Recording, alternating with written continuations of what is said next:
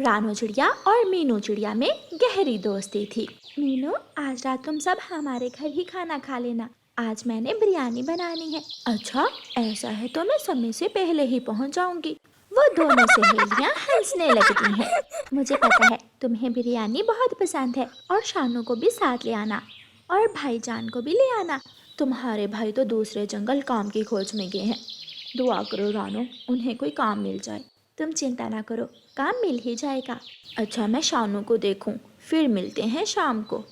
शाम होने ही वाली थी। रानो बिरयानी बनाने के लिए खेत से जाकर चावल चुनकर लाती है और फिर बाजार जाकर बाकी सामान भी ले आती है और बिरयानी बनाना शुरू करती है। गुड़िया बेटी, जाओ तुम जल्दी से जाकर नदी से पानी ले आओ। मीनू और शानू आते ही होंगे। ठीक है मम्मा, मैं अभी जाकर पानी ले आती हूँ। गुड़िया मटका उठाती है और नदी से पानी लेने चली जाती है। कुछ ही देर बाद मीनू चिड़िया आ जाती है। वाह रानो, कितनी अच्छी खुशबू आ रही है। लगता है बिरयानी बन गई है। हाँ मीनू, बस बन ही गई है। रानो, मेरी गुड़िया बेटी कहाँ है? नजर नहीं आ रही। वो नदी से पानी लेने गई है। लो आ गई। आंटी, जब तक बिरयानी बनती है क्या तब तक हम नदी के पास जाकर खेल लें? जाओ बेटा खेल लो, मगर जल्दी वापस आ जाना। फिर गुड़िया और शानू नदी किनारे जाकर खेलने लगते हैं। उन दोनों के दरमियान भी गहरी दोस्ती थी। रानो सहेली, मैं तुमसे तुम्हारी एक कीमती चीज मांगने जा रही हूँ। मुझे उम्मीद है तुम मुझे मायूस नहीं करोगी। मीनू, मैं तुम्हारी कोई बात नहीं टाल सकती। तुम मांगो, अगर मेरे बस में हुआ तो मैं तुम्हें ज़रूर दूंगी। मैं चाहती हूँ गुड़िया जब बड़ी हो तो वो मेरे घर की बहू बने। तुम तो जानती हो गुड़िया और शानू एक साथ बहुत खुश रहते हैं। ये तो बहुत खुशी की बात है। हमारी दोस्ती रिश्तेदारी में बदल जाएगी। गुड़िया और शानू भी घर आ जाते हैं और वो सब मिलकर खाना खाते हैं। फिर दूसरे दिन मीनू चिड़िया रानो चिड़िया के पास आती है। रानो, मैंने तुम्हें बताया था ना, तुम्हारे भाई काम की तलाश में गए हैं। तुम्हारे भाई को काम मिल गया है। हम सब दूसरे जंगल जा रहे हैं। मीनू सहेली, तुमने तो ये बात सुनाकर मुझे उदासी कर दिया। मुझे और गुड़िया को तुम्हारी और शानू की बहुत याद आएगी, मगर दुआ है ऊपर वाला तुम्हें कामयाब करे। दूसरे जंगल जाकर हमें भूल ना जाना। मैं तुम्हें कैसे भूल सकती हूँ? तुम तो मेरी बहुत अच्छी दोस्त हो। ये लो, ये कुछ पैसे रख लो। दूसरे जंगल जा रही हो, तुम्हें ज़रूरत पड़ सकती है। फिर मीनू चिड़िया और उसका बेटा दूसरे जंगल जाने के लिए तैयार हो जाते हैं। मम्मा, मैं अभी गुड़िया से मिलकर आता हूँ। फिर शानू गुड़िया से मिलने के लिए जाता है। फिर मीनू चिड़िया और शानू दूसरे जंगल के लिए निकल जाते हैं। रानो चिड़िया और गुड़िया खड़ी उन्हें दूर तक जाते हुए देखती रहती हैं और फिर गुड़िया की आंखों में आंसू आ जाते हैं। गुड़िया बेटी, चलो अब घर चलते हैं। गुड़िया बेटी, तुम रो क्यों रही हो? मम्मा, मेरा एक ही दोस्त था, अब मैं किसके साथ खेला करूंगी? समय गुजरता गया। मीनू चिड़िया का पति जुआ खेलकर खूब पैसा कमा लेता है। बड़ा महल जैसा घर और अब तो हवाई मोटर भी उनके पास थी। गुड़िया बेटी, आज मैं दूसरे जंगल जा रही हूँ मीनू से मिलने। मैं जल्दी ही वापस आ जाऊंगी। जब रानो चिड़िया मीनू चिड़िया के घर जाती है तो उनके घर पार्टी चल रही थी। मीनू मेरी दोस्त, क्या बात है तुम्हारी? इतनी जल्दी इतनी तरक्की कर ली तुमने। इतना सुंदर महल जैसा घर। कौन हो तुम? और मैं कोई मीनू नहीं, मेरा नाम स्वीटी है। जाओ, चली जाओ यहाँ से। पता नहीं कहाँ कहाँ से आ जाते हैं। मांगने वाली थी कोई।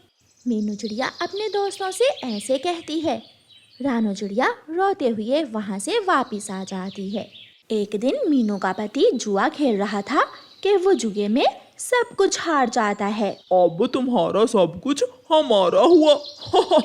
मीनू का पति घबरा जाता है और उसे कुछ समझ नहीं आता। वो लड़ने झगड़ने लगता है। बात बढ़ जाती है। डाकू कौवे उसे मार देते हैं और उसके घर पर कब्जा कर लेते हैं। अब स्वीटी फिर से मीनू बनकर अपने जंगल वापिस आती है। रानो मेरी सहेली, मुझे माफ कर दो, मेरा पति मर गया। वो रोने लगती है। मीनू, मैंने तुम्हें माफ किया और ये लो, ये तुम्हारे घर की चाबियां हैं और ये कुछ अनाज भी ले जाओ। मेरी प्यारी सहेली, तुम कितनी अच्छी हो। मैंने तुम्हें माफ किया, मगर अब तुम मुझे माफ करना। मैं तुम्हारी मदद तो कर सकती हूँ, मगर अब मेरे दिल में तुम्हारे लिए कोई जगह नहीं है। मीनू चिड़िया ने अपने गरूर की वजह से अपने एक सच्चे और अच्छे दोस्त को खो दिया और वो हमेशा के लिए पछताती रह गई। रानो चिड़िया की ऐसी कहानियाँ सुनने के लिए YouTube सर्च बार में रानो चिड़िया की कहानी लिखें या फिर ये बटन दबाकर बोलकर कहें रानो चिड़िया की कहानी। टूनी चिड़िया की शादी मानो चिड़े से बहुत धूमधाम से हुई थी। जितनी गुंजाइश थी उसके हिसाब से टूनी के माता पिता ने उसे दहेज भी दिया था।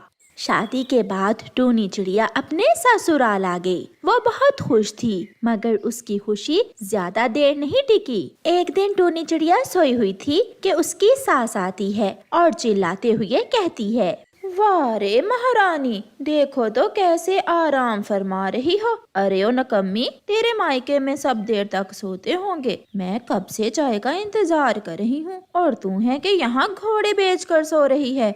माँ जी, पता नहीं आज मेरी नींद कैसे नहीं खुली। माँ, मैं अभी आपके लिए चाय बना कर ला देती हूँ। टूनी चिड़िया रसोई में चाय बनाने चली जाती है। थोड़ी देर बाद वो चाय बनाकर अपनी सास को ला देती है। माँ जी, ये लीजिए अपनी चाय। माँ जी, पति जी कहीं नहीं दिखाई दे रहे, मैंने उनके लिए भी चाय बनाई है। मेरा बेटा तो कब का काम पर चला गया, तुझे सोने से फुर्सत मिले तो तब ना, जा अब जाकर खाना बना। टूनी चिड़िया चुप करके खाना बनाने चली जाती है। दिन गुजरते गए। टूनी की सास और उसके पति का व्यवहार उसके साथ कुछ ज्यादा ही खराब हो गया था। माँ, तूने तो कहा था कि मेरी पत्नी दहेज में कार लाएगी, इसलिए तो मैंने इस बदसूरत चिड़िया से शादी की थी। हाँ बेटा, मेरी तो किस्मत ही खराब थी जो इस मनहूस चिड़िया से तेरी शादी कर दी। माँ बेटा बातें कर रहे थे कि वहाँ टूनी चिड़िया आ जाती है। माँ जी, मैं घर के सारे काम करती हूँ, आपको खुश करने की पूरी कोशिश करती हूँ, मगर फिर भी आप मुझे मनहूस बोल रही हैं।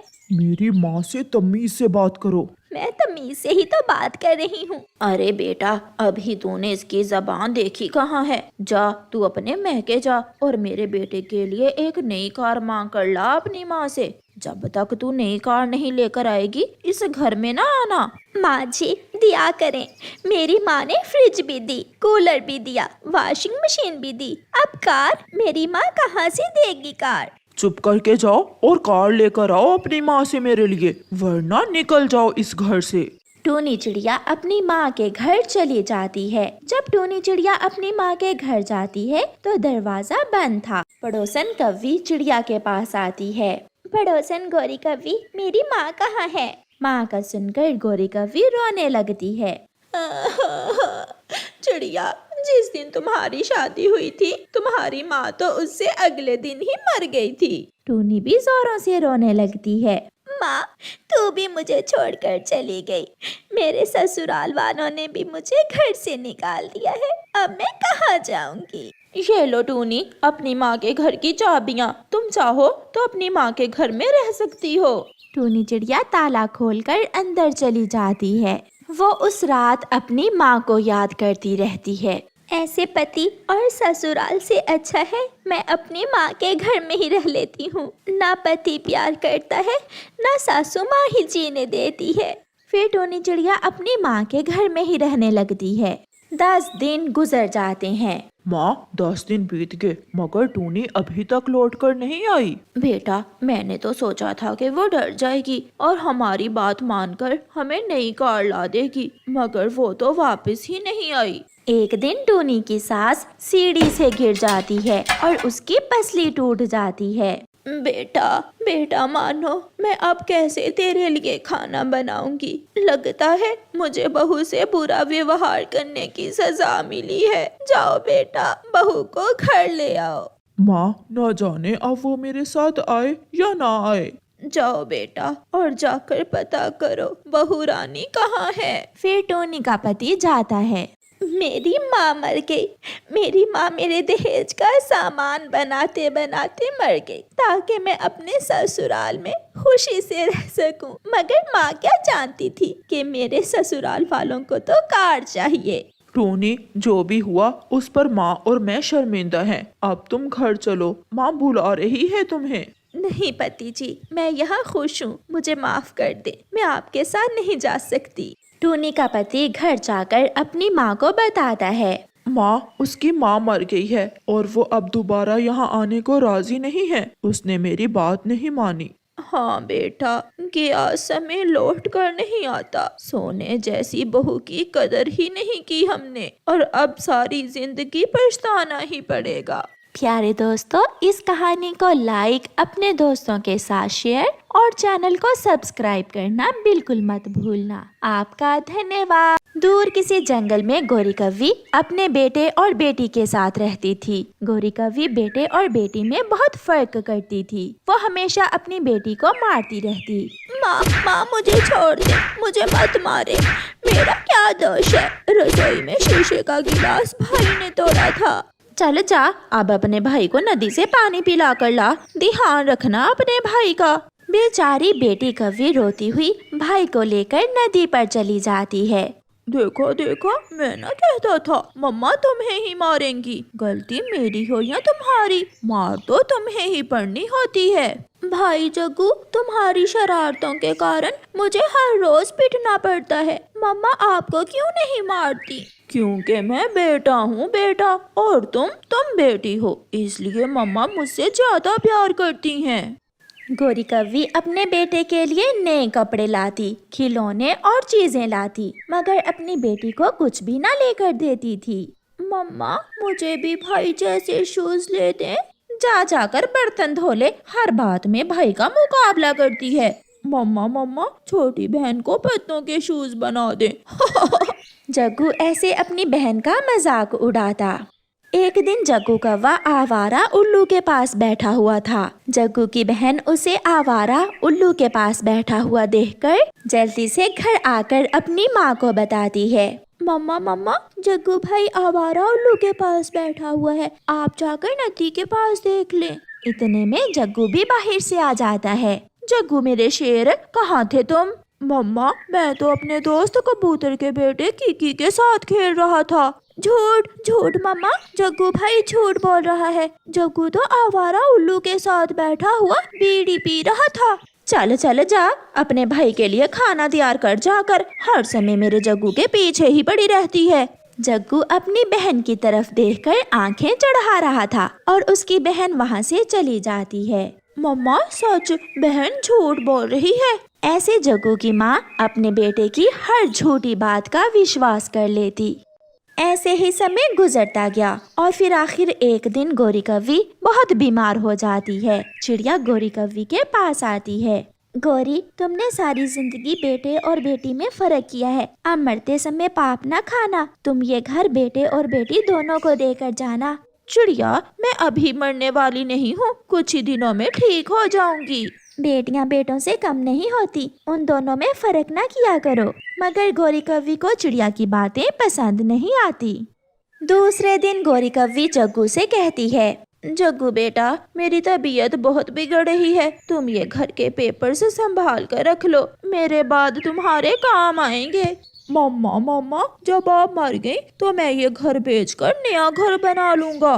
जग्गू शर्म करो, मम्मा बीमार हैं, मम्मा ठीक हो जाएंगी और तुम मम्मा के मरने की बातें कर रहे हो। मगर जग्गू कौवा घर से निकल जाता है। ऐसे ही कुछ दिन और गुजर जाते हैं। एक दिन गौरी कव्वी बुलबुल के पास दवा लेने जाती है। जग्गू घर में आता है और घर के पेपर्स उठाकर ले जाता है। शाम को जब गौरी कव्वी घर आती है तो उसकी बेटी उसे बताती है, मम्मा जग्गू भाई घर के पेपर्स उठा कर ले गया, वो पेपर्स जो आपने जग्गू भाई को दिए थे। जब वो घर आएगा तो मैं पूछ लूंगी, तुम अपना काम ध्यान से करो। फिर शाम से पहले ही एक कौवा वहाँ आता है। वो दरवाजे पर दस्तक देता है। मेरा नाम बूरा है, अपनी माँ को भेजो। गौरी भी आवाज सुनकर बाहर आ जाती है। क्या बात है कौवे? ये घर मैंने खरीद लिया है, तुम्हारा बेटा जग्गू कौवा ये घर मुझे बेचकर विदेश चला गया है, अब तुम जल्दी से ये घर खाली कर दो। ये सुनकर गौरी कव्वी की तो जान ही निकल जाती है। क्या? ये तुम क्या कह रहे हो? ये रहे घर के पेपर्स। फिर गौरी कव्वी बेआसरा अपना सामान उठाकर अपनी बेटी के साथ वो घर छोड़कर चली जाती है। वो दोनों एक सूखे हुए पेड़ पर बैठी हुई थीं। मम्मा आप चिंता ना करें, मैं आपके लिए नया घर बना लूंगी। ऐसा कहते हुए गौरी की बेटी तिनके इकट्ठे करने लगती है। समय गुजर चुका था। गौरी कभी अपने किए पर बहुत पछता रही थी। आज उसकी वही बेटी उसका ख्याल रख रही थी जिससे हमेशा उसने नफरत की थी। प्यारे दोस्तों, इस कहानी को लाइक, अपने दोस्तों के साथ शेयर और चैनल को सब्सक्राइब करना बिल्कुल मत भूलना। आपका धन्यवाद।